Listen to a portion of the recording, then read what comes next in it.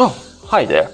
Did you know that viruses in the ocean outnumber all other living things combined?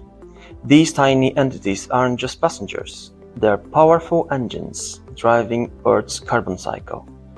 Let's dive into how marine viruses help regulate our climate and keep the planet's life support systems running. Viruses are the most abundant biological entities in the oceans, billions in just a teaspoon of seawater.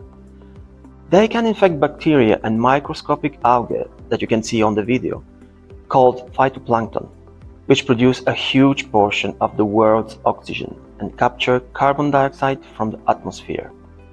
Unlike harmful stereotypes, many viruses play vital roles in natural ecosystems. When viruses infect marine microbes, they cause the cells to burst, releasing organic matter and carbon back into the water, a process called the viral shunt, as you can see on this picture. The viral shunt recycles carbon within the ocean, feeding other microbes and keeping the carbon from sinking too quickly into the deep sea. By controlling the population of microbes, viruses help regulate how much carbon is stored in the ocean and how much returns to the atmosphere as CO2.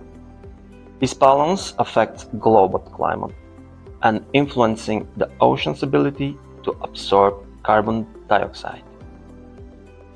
Marine viruses indirectly help cool the planet by supporting phytoplankton growth, tiny plants that capture CO2 through photosynthesis. Healthy phytoplankton population means more carbon absorbed from the atmosphere, reducing greenhouse gases. Viruses, in essence, help maintain this delicate balance in our ocean ecosystems, acting as hidden regulators of Earth's climate. So next time you look at the ocean, remember, it's not just water, it's a vast viral-powered engine that helps regulate our climate and sustain life. Marine viruses may be invisible to the naked eye, but their impact is enormous.